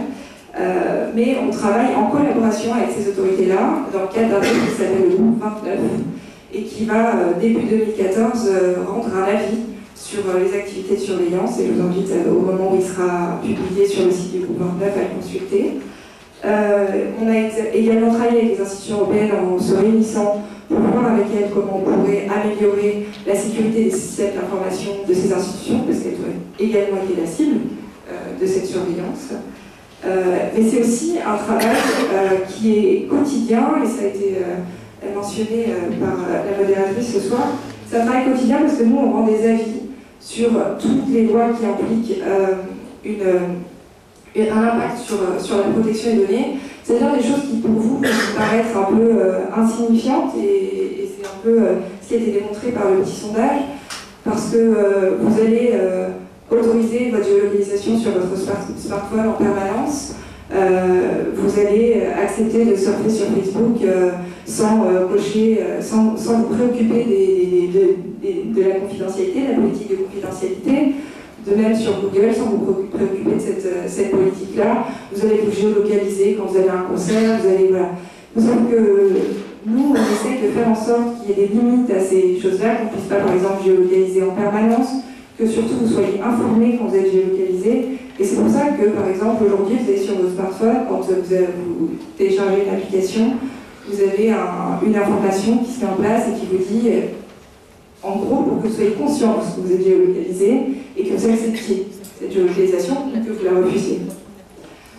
Ceci dit, on ne peut pas tout faire pour les citoyens, et c'est aussi à eux d'être conscients et de refuser un minimum, parce qu'une fois cette géolocalisation faite, les données sont conservées. Nous, on fait en sorte que la conservation soit limitée dans le temps, mais elles sont quand même conservées et du coup elles sont accessibles. Alors elles sont accessibles aux services de police pour des enquêtes spécifiques, mais du coup elles sont également accessibles aux services de renseignement, et elles sont accessibles dans le cadre d'une recherche de lutte contre le terrorisme ou pour ce qu'ils appellent la sécurité nationale aujourd'hui, mais qui sait dans quelle société on sera demain, et ce qui sera considéré comme être un terroriste demain, très prochainement, ou dans 10 ans, 15 ans, 20 ans. Donc les autres solutions qui pourraient exister aujourd'hui pour la communauté et la protection des données, ce serait effectivement, comme ça a déjà été dit, l'adoption rapide du nouveau règlement sur la protection des données, qui inclut notamment un article qui prévoit qu'à chaque fois qu'une entreprise transférera des données à l'étranger et qu'on lui demandera un transfert important de données, elle soit obligée de solliciter l'autorisation préalable de son autorité nationale de protection des données. On pourrait faire en sorte également que les activités de surveillance et de renseignement respectent les principes de l'état de droit. Ça veut dire quoi? Ça voudrait dire qu'il y ait des bases légales, aussi bien au niveau de l'Union européenne qu'aux États-Unis. Effectivement, les États-Unis, ils ont cette base légale. Qu'il y ait une distinction claire entre les activités de police et les activités de renseignement. Ça veut dire aussi, dans les principes, on demande de mettre en place qu'il y ait une supervision, un contrôle qui soit à la fois celui des institutions démocratiques, donc les parlements, mais aussi celui d'un juge, qui soit systématique et qui ne soit pas le contrôle tel qu'il existe aujourd'hui pour la NSA, d'une cour qui peut autoriser en une fois un accès massif à des données, mais un contrôle qui soit vraiment ponctuel et spécifique sur les enquêtes. Et également, on pensait à encadrer et encourager la coopération entre les autorités de contrôle des États membres et de l'Union européenne, puisque les autorités de renseignement, elles, coopèrent très facilement. Donc il faudrait aussi qu'il y ait une coopération sur le contrôle. Voilà. Comment ça pourrait se faire au niveau européen? En ayant peut-être un accord spécifique ou une législation spécifique sur les activités de surveillance, en appliquant simplement la jurisprudence de la Cour européenne des droits de l'homme dans nos principes quotidiens, et ça voudrait dire que ce soit une initiative des États membres de respecter ces principes-là, de nécessité et de proportionnalité. Et au niveau américain, ça se traduirait dans un agenda pour mettre en place des discussions transatlantiques et en arriver à un accord sur les activités de surveillance, pas uniquement de fait avec les États-Unis, mais également avec tous les États, un accord au niveau mondial, c'est encore mieux. Voilà. On pourrait aussi encourager peut-être les bonnes pratiques. Alors après, ça c'est des suggestions, parce que je ne suis pas technicienne, mais ce serait peut-être un cloud européen qui encouragerait le développement d'un cloud européen, encourager le chiffrage des données, puisqu'on a vu dans le cadre de l'enquête qui a été faite par le Parlement que la plupart des sociétés, comme notamment Microsoft, ont été obligées d'admettre qu'elles ne chiffraient pas les communications de serveur à serveur. Voilà. Donc je suis disponible pour les questions et les commentaires. Merci beaucoup. Oui, merci beaucoup. Il y a effectivement un certain nombre d'éléments qui ont été évoqués dans les différentes contributions, mais je suis certaine que vous avez là beaucoup de questions à poser. Alors je ne suis pas sûre qu'il y a un micro-baladeur, non? Malheureusement pas. Alors je vais vous demander, puisque le temps est venu maintenant des questions et des débats, que ceux qui veulent prendre la parole se lèvent et posent leurs questions à haute et intelligible voix. Éventuellement, s'il y a des incompréhensions, je peux répéter la question pour que tout le monde saisisse bien le sens de la question, et que les personnes qui posent des questions aussi peut-être précisent à qui s'adresse la question. Voilà, je vois maintenant donc, le débat. Il y a une première question là tout au fond. Oui. Alors, mon nom, je suis président de RICE, et j'ai une question pour M. Waterworth. Donc, vous dites que les sociétés que vous représentez sont aussi inquiets par rapport à ces questions d'espionnage, et que vous voyez ça d'un point de vue d'une perte des consommateurs et des clients que vous avez. Par contre, de l'autre côté, je sais que ces données-là, ce n'est pas les gouvernements directement qui les ont, ce sont eux qui demandent à des sociétés telles que Google ou Facebook de donner ces données. Alors, si je me mets du côté de ces sociétés-là, je veux dire que je pourrais perdre des clients si je donne leurs données sans leur dire que c'est en train d'arriver en même temps. Alors, je me demande si il y a un plan qui vient de ces sociétés qui sont quand même importantes, de dire, voilà, la prochaine demande qui viendra du gouvernement américain, on va essayer de l'arrêter aussi longtemps qu'on peut et informer aux consommateurs que ce n'est pas notre faute, mais que leur gouvernement demande ces données-là, et voilà. Moins d'essayer de comprendre pourquoi ils font ces demandes. Merci. Oui, merci. Je propose qu'on prenne quelques questions et qu'on fasse ensuite un tour de table. Oui. Bonjour, je m'appelle Amadeo, je suis étudiant à l'IE et j'ai une question pour Monsieur Devouge et Madame la députée Marie-Christine Bergia. Voilà, au cours de toutes les interventions que j'ai pu entendre, j'ai pas senti qu'il y avait une réelle volonté européenne de porter voilà, cette volonté européenne, c'est-à-dire j'ai pas entendu parler de l'accord de libre-échange qu'on est en passe de passer avec les États-Unis. Et voilà, c'est peut-être aujourd'hui le rôle de l'Europe et de nous protéger, de protéger nos données. Et pourquoi est-ce qu'elle ne peut pas utiliser son poids dans les négociations avec les États-Unis, quitte à peut-être, je ne sais pas, à stopper les négociations tant qu'on n'aura pas eu des explications claires. Alors, excusez ma naïveté, mais c'est une question vraiment que beaucoup se posent aujourd'hui. Une question? Oui. Bonjour, je suis étudiant en 3e de Sciences Po à l'ULB. Je voudrais confronter deux points de vue, celui de Madame Verger et Monsieur Waterworth. Vous avez terminé dans votre conclusion avec les États-Unis en disant que le seul pays capable de contrôler ces surveillances, je parle au niveau transatlantique, ce serait les États-Unis. Donc est-ce que ça voudrait dire que même si le Parlement européen légiférait avec des recommandations et je dirais même plus avec des sanctions sur les sociétés, sur les États, l'Union européenne serait totalement incapable d'avoir un poids efficace sur ces contrôles? Voilà la question. D'accord. Alors je vais repasser donc, le micro à nos intervenants pour Merci. Pour commencer avec la première question, donc, il faudrait d'abord expliquer, d'après ce que nous avons compris, il y a plusieurs manières de surveillance. Il n'y a pas qu'une. Donc, pour commencer, donc, il y a la surveillance via les fibres optiques, via les réseaux de télécommunications. Malheureusement, c'est une surveillance qui existe à grande échelle depuis des décennies, avec la coopération des sociétés de télécommunications telles que Belgacom, British Telecom, France Télécom, etc. Ou sans leur coopération, il paraît, où les services de sécurité ont tapé directement dans les fibres. Deuxième chose, la coopération des sociétés Internet telles que les liens que je représente.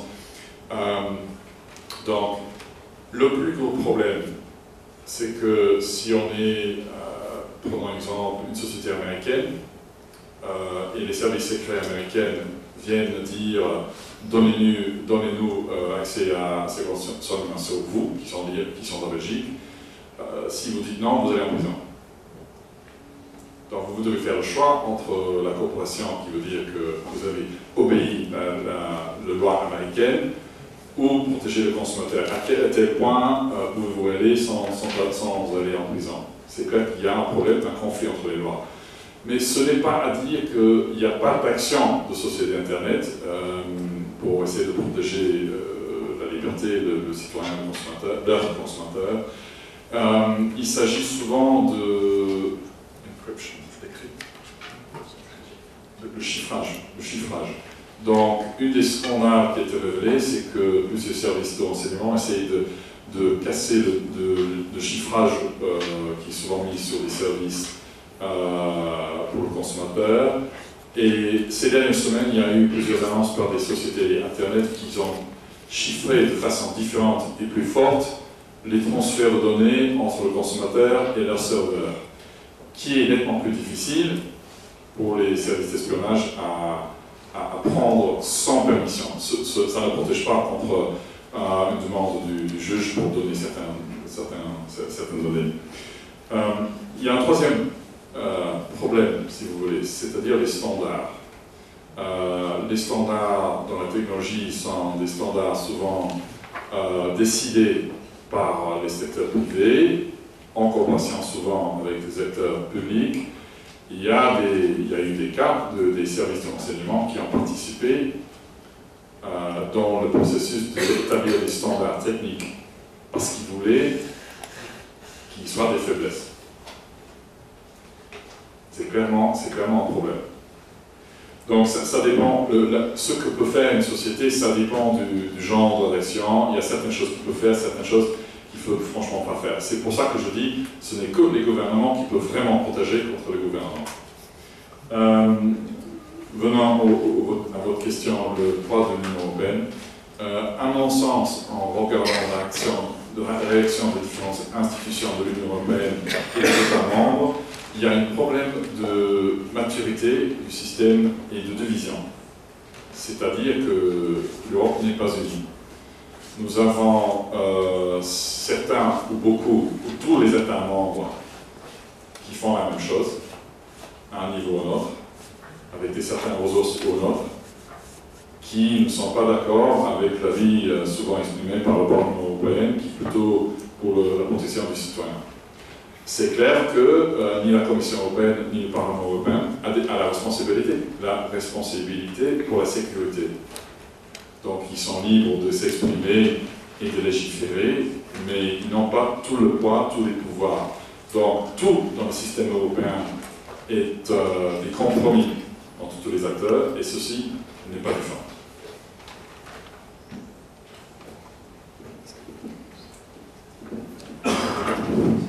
Juste une petite réaction sur le fait que les entreprises qui ne répondent pas aux demandes de la NSA et les sanctions qu'elles encourent, nous, c'est des raisons pour lesquelles, dans ce qu'on va suggérer, on voudrait qu'il y ait également des sanctions importantes quand le droit européen n'est pas respecté. Parce qu'effectivement, sinon, le choix est vite fait, en fait. Hein. Si la sanction vient uniquement du côté américain, évidemment, on respecte plus facilement le droit américain. Et la manière de régler le conflit de loi pourrait se faire sous la forme d'un accord entre gouvernements. Et là, pour le coup, c'est politique et on n'a pas d'action possible au niveau du contrôleur.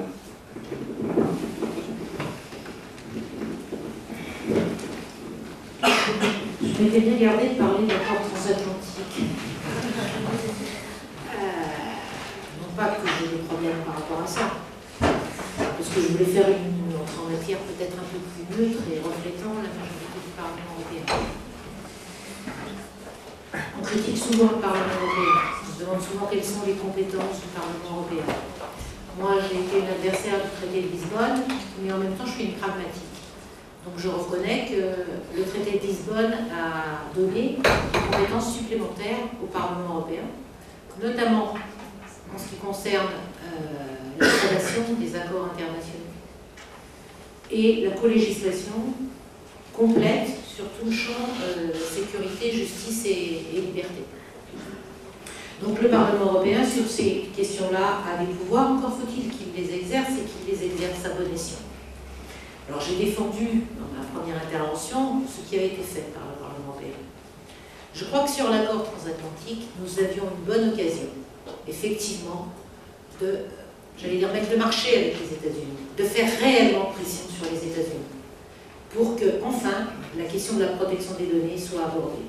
Mon groupe parlementaire a déposé un amendement en ce sens. Nous sommes contre l'accord transatlantique, mais néanmoins, nous avions déposé un amendement pour dire au moins suspendons, ne refusons d'entrer en négociation. On était un mois après, non même pas, quelques jours après les révélations d'Edward Snowden, quand le Parlement européen a été saisi du mandat de négociation sur l'accord transatlantique. Donc nous avions dit, pas de négociation, tant qu'on n'aura pas au moins la clarification de ce qui s'est passé exactement. Nous ne sommes pas naïfs, mais nous disions au moins que le Parlement européen pourrait utiliser ses pouvoirs à ce moment-là. Malheureusement, ce sont deux groupes. Et quelques parlementaires épars dans les autres groupes ont voté cet amendement. le mien et le groupe Vert. Les autres groupes n'ont pas voulu reporter, ne serait-ce que reporter, hein, la négociation sur le grand marché transatlantique. Les intérêts en jeu dépassent les intérêts des citoyens européens, je dirais. Parce que là, quand même, on avait une bonne occasion de dire...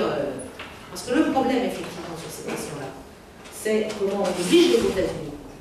On oblige les États-Unis à respecter à minima la législation européenne.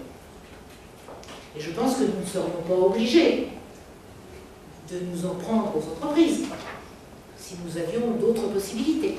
Parce que le Parlement européen, effectivement, demande effectivement que les entreprises soient pénalisées en la matière. Parce que nous savons très bien que les gouvernements ne respectent pas les législations. Effectivement, nous avons plus de moyens de pression sur les entreprises que sur le gouvernement américain. Donc, nous sommes là-dedans et je pense effectivement que le Parlement européen a perdu une bonne occasion. Comme il a perdu une bonne occasion au moment de SWIFT, parce que je vous disais, dans un premier temps, il avait dit non. Et c'était la seule position à tenir, forte du fait que, sans approbation du Parlement européen, l'accord ne pouvait pas rentrer en jeu. Alors on nous a dit, c'est l'argument qui a été mis en jeu, mais si l'accord n'est pas approuvé, ça sera pire. Parce que de toute façon, il y a des accords bilatéraux et les échanges de données se font quand même. Donc il vaut mieux qu'il y ait un contrôle à minima. Qu'est-ce qu'on constate aujourd'hui? On constate que l'accord SWIFT, tel qu'il a été voté par le Parlement européen, n'est pas respecté. Le contrôleur européen de la protection des données nous le dit régulièrement. Comme le contrôleur, je vous l'ai dit tout à l'heure, d'Europol.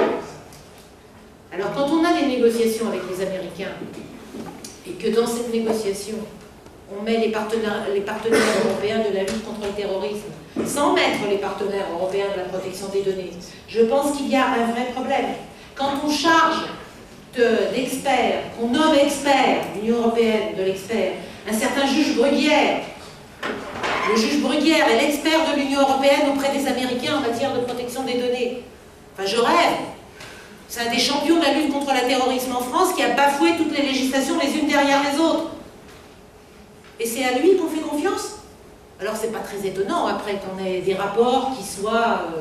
ils ont été efficaces en matière de terrorisme. Comme M. Bruguière.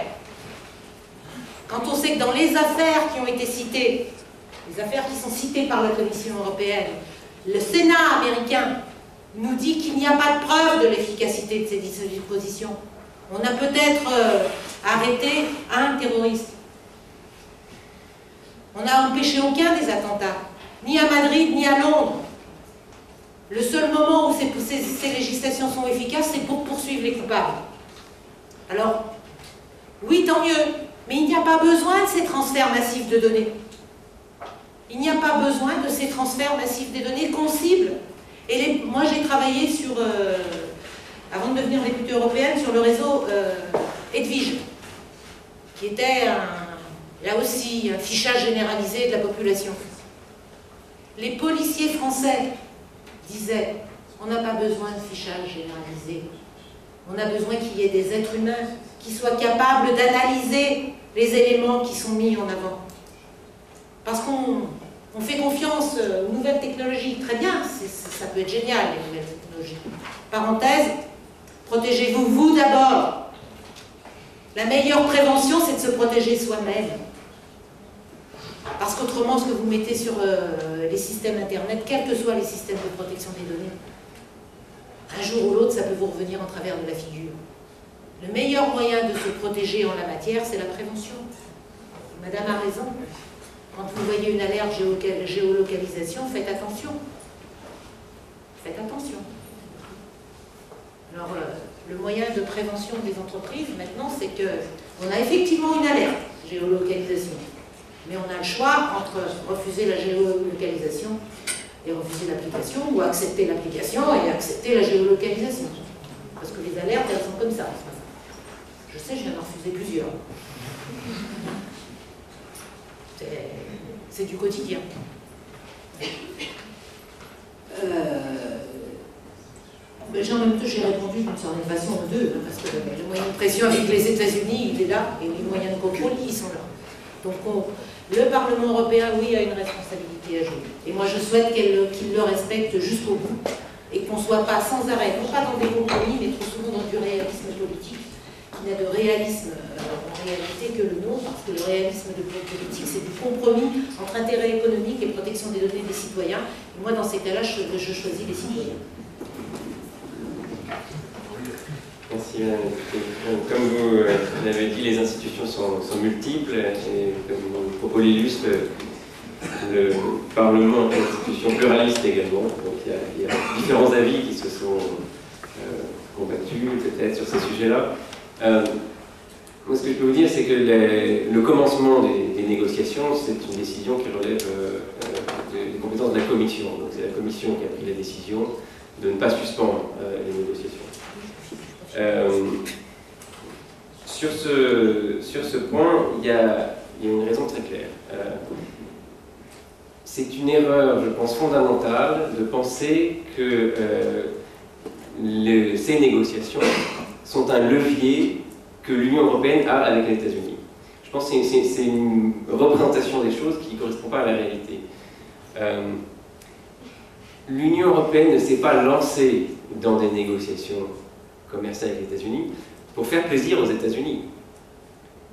L'Union européenne s'est lancée dans ces négociations parce qu'elle considère que c'est dans ses intérêts stratégiques.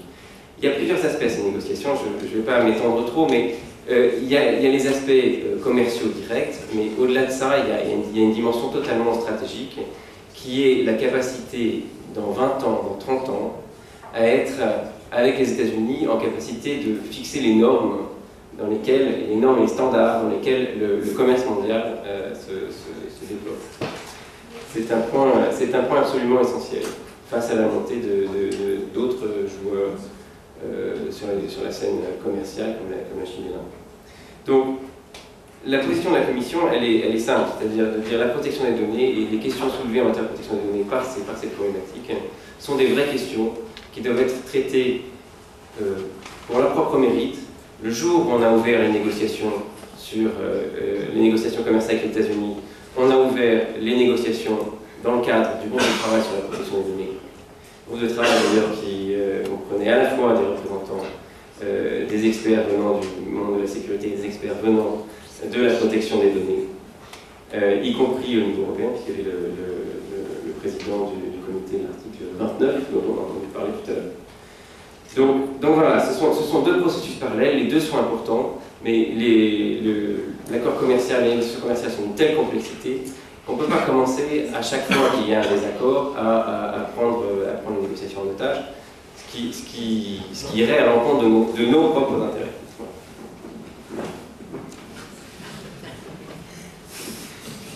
Voilà, on va maintenant entamer un second temps de questions. Est-ce que... Oui. C'est prochain.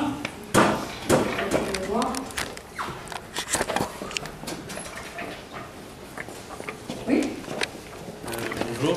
Je suis un étudiant d'IEE ici à l'ULB et j'aurais une question, parce qu'on a parlé de l'espionnage des États-Unis vers les pays européens, on a parlé de l'espionnage des États membres de l'Union européenne vers des États, vous avez pris l'exemple de la France, Madame Vergiat, qui espionne ses anciennes colonies, mais on n'a pas parlé de l'espionnage des États membres envers leurs propres citoyens. Et en fait, c'est dans l'actualité française actuellement, où il y a la loi de programmation militaire qui vient d'être votée au Sénat, et il y a là un article qui fait débat, parce qu'elle donnerait les droits d'accéder aux données personnelles des citoyens sans passer par le juge. Et je voulais savoir un peu qu'est-ce que peut faire l'Union européenne vis-à-vis dans ce domaine, et est-ce que l'Union européenne a des compétences dans ce domaine, est-ce que ça fait partie des compétences qui sont plus propres au gouvernement de chaque État membre. Et j'aurais une deuxième question qui se pose plus sur des pressions, on pourrait dire, économiques. L'Union européenne a sa principale, on va dire, activité, c'est le marché intérieur, c'est la concurrence la concurrence en général.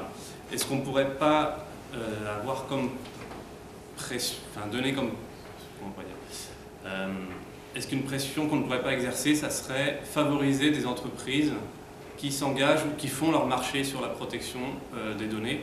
Et j'ai en tête une entreprise américaine qui est assez connue, qui est Mozilla, qui fait le navigateur Firefox, qui est beaucoup plus, c'est une entreprise qui fait vraiment plus, on pourrait dire, sembler sur la protection des données des utilisateurs. Est-ce qu'on ne pourrait pas, au niveau de l'Union européenne, favoriser ces entreprises pour faire une pression de manière économique? Voilà. D'autres questions? Oui. C'est une question pour M. Devoux. Alors voilà, donc c'est l'espionnage américain et le programme Eshkun particulièrement. En fait, c'est assez ancien. On a l'impression de découvrir ça, mais bon, ça date de 2004, ça reste assez ancien. Ça a concerné l'interception de données de représentants européens durant le GATT 94 et le mode de chiffrement de données du Parlement européen en 2002. Ma question, ce serait, et ça concerne également des entreprises privées, ma question, ce serait à partir de quel moment est-ce qu'on considère qu'on peut gâcher des relations diplomatiques avec les États-Unis, à partir de quel moment est-ce qu'on considère que les moyens qu'ils possèdent sont supérieurs aux nôtres, qu'ils possèdent une pression, disons, qui permet de gâcher la relation. Je ne sais pas si je m'exprime correctement, mais ce que je veux dire, c'est à partir de quel moment est-ce qu'on considère que la relation est hypocrite, que celle qu'on a avec les États-Unis est biaisée, et qu'on peut, disons, la gâcher, la mettre en question. Troisième question. Non, s'il n'y a pas d'autres questions, alors je vais repasser la parole à Latifi dans un premier temps. Oui, sur la question sur la coopération militaire, en fait, je suis détachée de la CNIL auprès du procureur européen. Donc, je vais essayer de réagir. Je ne sais pas si vous l'avez lu aussi, mais la CNIL a demandé à être consultée sur cette loi. Elle a été consultée, mais pas sur la totalité des articles. Et en cela, le gouvernement a triché, parce que normalement, elle doit être consultée sur l'intégralité des articles. Et comme elle ne l'a pas été, et que la loi était malgré tout publiée, la présidente de la CNIL, Mme Isabelle Falque-Pierrotin, a ce week-end demandé qu'un grand débat soit mis en place sur la surveillance. J'ai envie de dire, c'est pas trop tôt. Personnellement, j'avais été un peu déçue d'attendre une réaction de la CNIL aussi longtemps, alors que ça date de juin. Je pense aussi, comme ça a été dit, que effectivement, c'est pas par hasard qu'il n'y a pas eu de réaction au niveau des États membres, c'est aussi parce qu'eux-mêmes ont des systèmes de surveillance, des systèmes de surveillance de leurs citoyens, et le système en France est très développé. On a des renseignements qui sont très puissants, qui sont fiers d'être puissants, mais il faudrait arriver maintenant à un stade où certes ils sont puissants, mais ils sont contrôlés, et je pense que ça appartient aussi aux citoyens de voter pour des gouvernements et de demander au gouvernement de voter des lois qui permettent ce contrôle-là et qui permettraient de donner davantage de pouvoir aux autorités de protection des données, parce que la CNIL peut contrôler par exemple les services de police, mais ses pouvoirs de contrôle des services de renseignement aujourd'hui sont très restreints, et notamment sur la loi de programmation militaire, elle n'a qu'un pouvoir elle ne peut qu'être consultée, elle n'a pas de contraintes possibles. Donc voilà, il faudrait changer aussi les lois au niveau national pour donner davantage de pouvoir aux autorités de protection des données. Il y avait une question aussi sur les entreprises plus vertueuses que d'autres, peut-être? À laquelle je ne sais pas très bien répondre, parce que quand on fait une loi, on fait une loi pour tout le monde. Donc, favoriser Mozilla, où nous avons une société qui est membre, qui s'appelle Personal, qui est basée sur l'idée de donner beaucoup plus de contrôle, de transparence et l'utilisation de données aux consommateurs. Mais favoriser franchement, c'est finalement le choix du consommateur, du citoyen, de choisir entre tel ou tel service. Donc, ce ne serait pas mon travail de choisir le gagnant entre les sociétés Internet, et je ne sais pas franchement comment faire.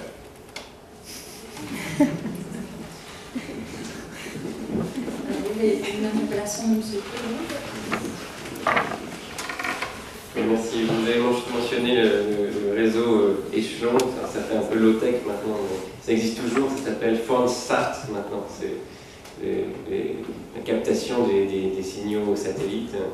Alors en fait maintenant ça rend que 10% du trafic internet, donc c'est pas ce qui a attiré le plus d'attention dans les dernières révélations, mais c'est vrai qu'il y avait effectivement un rapport très détaillé du Parlement européen déjà sur ce sujet.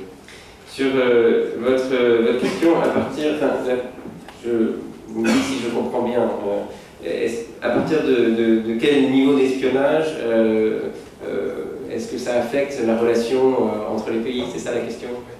Oui. C'est difficile de fixer de manière arbitraire le niveau. Ce qu'on peut dire, c'est que, en l'espèce, je ne sais pas si c'est le niveau d'espionnage, mais en tout cas, la révélation de ce niveau d'espionnage a eu un impact sur la relation transatlantique. Le principe de base de l'espionnage, c'est qu'il ne faut pas se faire prendre. Alors, un des soucis ici, c'est que les Américains se sont fait prendre, et donc il y a tout un tas de réactions qui sont venues, nécessairement. Et il y a un impact réel sur la relation. Et les Américains, mon sentiment, mais ça n'engage que moi, mon sentiment c'est que les Américains vont devoir prendre en compte un certain nombre de demandes des Européens dans le cadre de leur revue, de leur programme de renseignement. Et ils sont partis pour le faire. Jusqu'où ça va aller, je ne suis pas devin, et je vous invite à observer le débat américain sur ce sujet. Mais il y a un prix, il va y avoir un prix à payer quelque part.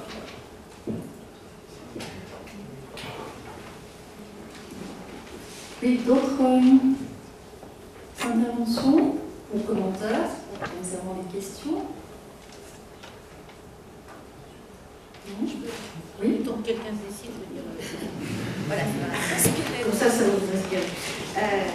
Juste par rapport à ça, moi, l'expérience que j'ai notée, c'est au moment où le Parlement européen a refusé ce SWIFT, le vice-président américain s'est déplacé, a consacré les 3/4 de son intervention devant le Parlement européen à nous expliquer tous les bienfaits de la protection des citoyens américains. On n'a pas été convaincus, hein, mais... Enfin, moins pas moi, mais quand même, le vice-président américain s'est déplacé à Bruxelles pour convaincre le Parlement européen qu'il n'y avait pas de problème. Comme vous l'avez dit, à juste titre, quand Mme Merkel a été espionnée, ou plus exactement, je vous dis comme je l'ai dit tout à l'heure, quand la presse a révélé que Mme Merkel était espionnée.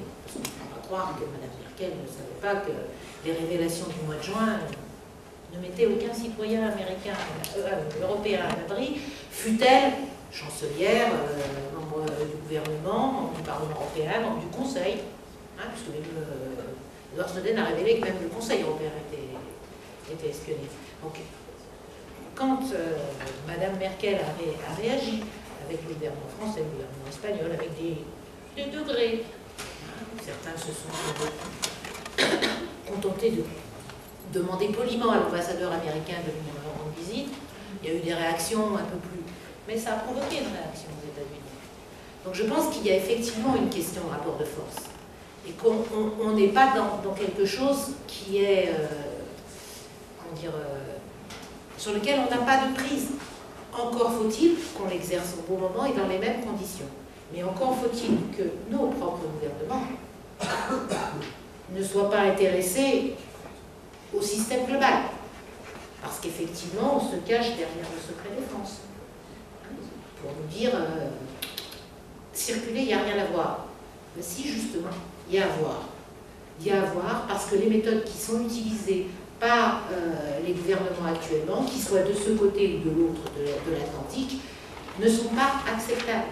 Parce qu'on est face à de nouvelles problématiques qui mettent en danger la vie privée, la protection, le droit à la vie privée, le droit à la protection des données des citoyens, quels qu'ils soient. Et autre élément, c'est l'un des éléments de bataille du Parlement européen, vous parlez des régimes qui sont encore moins protecteurs que nous, encore faudrait-il pas, ou ne faudrait-il pas leur transférer des données? Parce qu'on a, dans les accords actuels, on a des possibilités de transfert des données avec les pays tiers sans aucune limite. Ce qui est une autre problématique. Donc il y a vraiment, sur ces sujets-là, un besoin, et moi je suis très contente de participer à ce débat, parce que je pense que la meilleure protection, c'est que les citoyens européens, les citoyens en général, soient vigilants par rapport à ces questions. Et je vais donner un dernier exemple. Le seul moment où le Parlement européen a vraiment canné et a rejeté un accord international, et c'était lié à la protection des données, c'est ACTA. Et pourquoi le Parlement européen a rejeté ACTA? Parce qu'il y a eu une mobilisation citoyenne extraordinaire. Parce qu'il y a eu une mobilisation citoyenne extraordinaire. Donc sur ces sujets-là, les principaux acteurs, c'est vous. Oui, est-ce que ça inspire des réactions? Ah oui, voilà, ça a marché. Je vais un peu les mots de la bouche, Madame la députée, si je peux me permettre. Lors de la tentative de limitation par le Congrès américain des flux de données, notamment par rapport aux droits d'auteur, je pense à, si je ne me trompe pas, CISPA, des choses comme ça, ACTA notamment ici en Europe, il y a eu donc cette mobilisation citoyenne, cette espèce de blackout d'Internet. Donc les géants d'Internet sont simplement, ont changé leur page d'accueil notamment par quelque chose d'entièrement noir pour mobiliser les citoyens, notamment à contacter leurs sénateurs ou leurs députés. Et donc, ce que j'essaie de vous dire, c'est que les géants d'Internet s'offusquent, mais n'est-ce pas hypocrite justement de dire que seuls les gouvernements peuvent faire quelque chose, alors que dans ce cas-là, on a ces géants d'Internet qui ont pu faire changer, et dans le cas américain, annuler le vote de la loi, ou du moins que la loi ne passe pas. Et justement, sur ce point de vue, j'aimerais aussi ajouter qu'il y a la compagnie qui s'appelle Lavabit, si je me souviens bien, qui proposait des solutions d'encryption de données, des mails notamment, et qui est une compagnie qui, parce que on peut faire un raccourci par là, je le fais parce que c'est ce que j'en pense, parce qu'on ne pouvait pas, disons, les services secrets ne pouvaient pas accéder aux données de Lavabit, elle a subi, notamment son fondateur, des pressions du gouvernement américain, et il a décidé simplement de fermer son service au lieu de devoir donner ses données. Donc n'est-ce pas là un bon exemple que, justement, ces géants d'Internet, si on peut le dire, ont plus de poids dans notre société que les gouvernements. Voilà. Je pense que ça vous interpelle.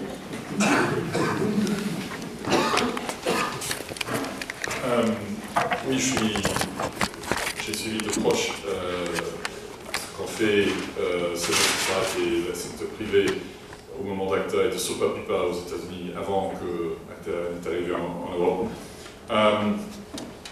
Donc, qu'est-ce que les sociétés peuvent faire, doivent faire, qu'est-ce qu'ils font? C'est un peu la question. Donc, il y a plusieurs choses. J'ai expliqué un peu avant que, d'abord, une des réactions de beaucoup des ingénieurs dans les sociétés d'Internet, c'est de changer le mode de chiffrage, pour rendre incassable le chiffrage. Donc, ce n'est pas qu'ils font rien du tout, c'est leur chiffrage. Deuxièmement, ça a pris un moment, on cherchait tous quelle allait être la réponse des sociétés, mais les 5 principes qui ont été publiés il y a 10 jours ont une réaction du secteur privé politique, si vous voulez. Donc, quand je vous ai dit que mon chef était audité par le Sénat américain, c'est parce que les sociétés poussent que leurs représentants vont parler. C'est mieux si on a une marque consommateur de pas souvent devoir discuter eux-mêmes. Mais je peux vous dire, en privé, il y a énormément de discussions. En privé, la pression partout dans le monde, mais comme nous avons beaucoup parlé des États-Unis, et c'est un des plus importants cas, il y a énormément de pression des sociétés Internet et d'autres technologies sur leurs représentants. Donc, ils comprennent très bien quel pourrait leur faire. Et une troisième chose que je voulais dire, parce que c'est lié à votre question, mais à certains autres commentaires qu'ont fait des gens, et aussi Mme Berger, par rapport au comportement du consommateur ou aux entreprises. D'une certaine manière, le choix que fait les gens quand ils utilisent des services qui sont gratuits aux consommateurs, c'est de donner leurs données privées en échange, pour le fait qu'ils ne payent rien, en euros, dollars, livres sterling. Vous avez tous le choix d'utiliser des services payants. Mais il y a maintenant très peu qui le font.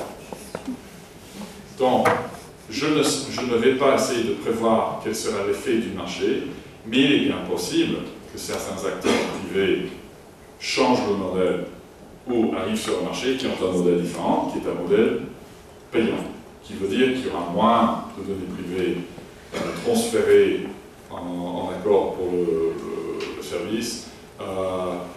Malheureusement, ça ne protège pas entièrement contre l'espionnage, parce que vous avez quand même des données sur le serveur, vous l'utilisez pour telle raison, vous avez le message email que vous avez écrit, donc ça ne protège pas entièrement. mais ça peut être une manière dont le secteur privé, globalement, changera le jeu qui est joué maintenant. Je juste réagir, effectivement, c'est bien compter sur les acteurs privés, notamment les entreprises, mais je pense qu'il ne faut pas trop compter sur eux, parce que ça peut être un peu dangereux. Si on se réfère notamment à ce qu'a dit le patron de Google, la vie privée est une anomalie, et si on imagine un futur où justement ce seraient ces acteurs de l'Internet qui seraient les gouvernements, qui seraient plus tard, en fait, nos gouvernements pourraient très bien perdre leur pouvoir, et au nom d'un pouvoir économique, avoir une société qui soit gouvernée par des entreprises. Donc, je pense qu'il est assez important de compter sur nos gouvernements, de compter aussi sur nous pour un petit peu faire une prise de conscience et réfléchir effectivement à ce qui vous a été dit. Quand c'est gratuit, c'est vous le produit. Voilà, c'est simple.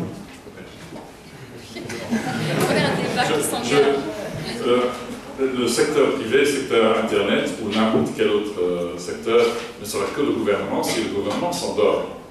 Donc, que si Mme Vergiat et tous ses collègues au Parlement européen, de le Parlement national, font le travail, et ceux qui font, à mon avis, les sociétés Internet ou autres ne seront jamais le gouvernement. Donc, si le système démocratique fonctionne, je suis très étonné par ce commentaire, parce que ça n'a rien à voir avec être le secteur Internet. On a un commerce privé depuis 3000 ans. Et je vois pas un État, surtout pas dans le monde libre où le privé, et heureusement, et le gouvernement, on a eu dans les temps coloniaux des cas où ça a été presque des colonies privées, heureusement ça n'a pas duré. Donc je vois pas comme scénario réaliste. Est-ce qu'il y a encore des réactions dans le public? Sinon, je demanderais peut-être à vous deux de réagir à ce qui vient d'être dit, si vous le souhaitez en tout cas, je clôture.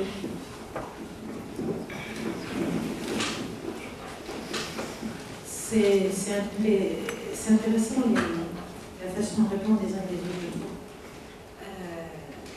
La protection des données, c'est pour ceux qui en ont les moyens. Le droit à la vie privée, c'est pour ceux qui en ont les moyens. Non. Vous avez modifié, non. Pas modifié, vous avez dit qu'il existait des services qui permettaient la garantie de la vie privée. Alors c'est vrai que les chefs de gouvernement, de plus en plus, les ministres sont équipés de téléphones qui sont de plus en plus cryptables. Moi je pense que la Convention européenne des droits de l'homme, la Déclaration universelle des droits de l'homme d'ailleurs, la Charte des droits fondamentaux de l'Union européenne, qui proclame le droit à la vie privée, c'est pour tout le monde. Pour tout le monde. Pour chaque citoyen, pour tous ceux qui vivent sur le territoire de l'Union européenne. Ça, c'est la première chose. Et puis, à l'inverse, je suis complètement d'accord avec vous. On dit on ne peut pas s'en remettre aux entreprises privées. Et quand le pouvoir économique prend le pouvoir, c'est que le pouvoir politique a une solution.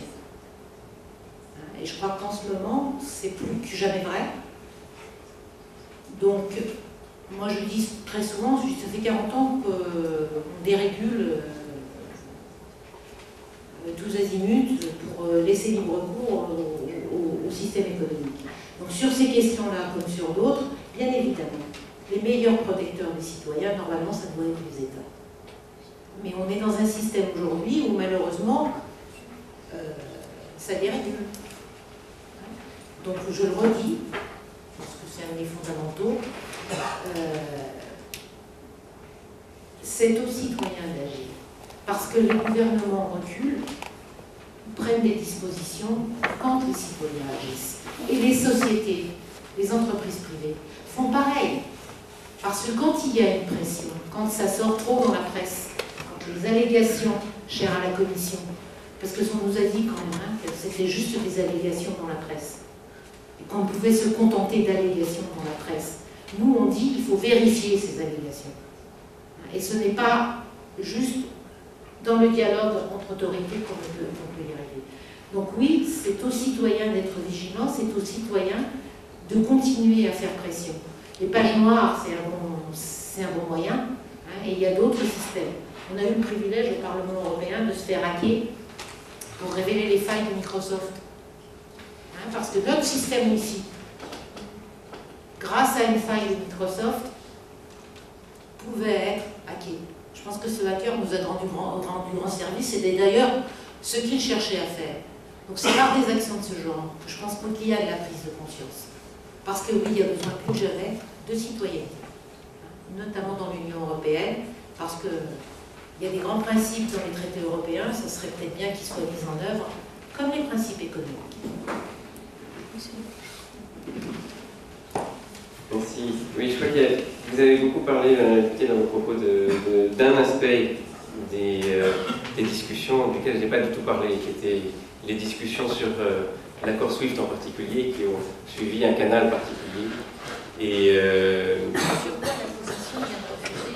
sur quoi la position du Parlement européen qui demandait la suspension. Sur quoi la Commission a décidé de ne pas suspendre cet accord, effectivement, suite à un certain nombre de discussions avec les Américains qui ont donné lieu à des assurances écrites. Et si ces assurances écrites, bien sûr, venaient à être démenties par des nouvelles révélations, la Commission pourrait éventuellement revoir sa vision des choses. Pour l'instant, je crois que ce n'est pas le cas. Donc l'avenir le dira, j'imagine. Sur cette question de l'application d'un certain nombre de règles, de procédures au milieu du renseignement, je crois qu'il faut que tout le monde soit conscient aussi qu'il y a une différence de nature entre le renseignement intérieur et la police judiciaire, par exemple. La finalité de la police judiciaire, c'est de poursuivre des infractions, et il y a des procédures qui sont très très élaborées, qui ont été élaborées au fil des années, et qui ont pour but de préserver la présomption d'innocence et l'égalité des parties devant le procès. C'est le droit criminel. La finalité du renseignement, elle est autre. La finalité du renseignement, c'est la prévention des atteintes à la sécurité nationale. Donc, on ne peut pas transposer sans aucun changement le modèle judiciaire au milieu du renseignement. Cela étant, il y a un certain nombre de principes qui sont extrêmement importants, je crois que ça a bien été détaillé, le principe de légalité, nécessité, proportionnalité. Je crois que sur l'aspect de l'égalité, il y a beaucoup d'États qui n'avaient pas forcément les bases légales, et à présent, quand ils les introduisent dans leur législation, parfois ça pose débat, même si certains États le font justement pour se mettre en conformité avec le principe de l'égalité, puisque c'est des pratiques qui existaient auparavant sans base légale et qui sont maintenant font l'objet d'un débat au Parlement, ce qui à mon avis est l'objet même du principe de l'égalité, c'est d'introduire un débat autour de ces questions.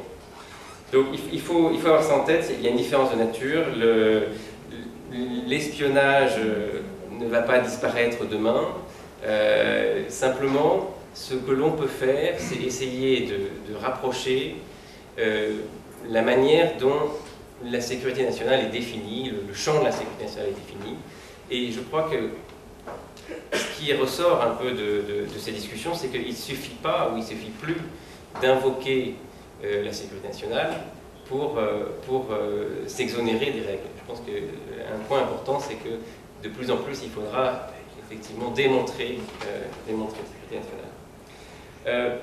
En ce qui concerne la réponse de l'Union européenne dans le cadre de la relation transatlantique, je crois qu'on a clairement une réponse qui à la fois été ferme. Je crois que la communication dit clairement que certains aspects sont inacceptables. Le mot est dans la communication. Et en même temps nuancé. Et je crois que c'est un choix qui a été pesé. Et la raison pour laquelle il a été pesé, on peut le trouver dans une citation de Churchill, et ce sera ma conclusion. Il n'est pas membre de la Commission. C'est que quand on parle aux Américains, you need to speak softly and carry a big stick.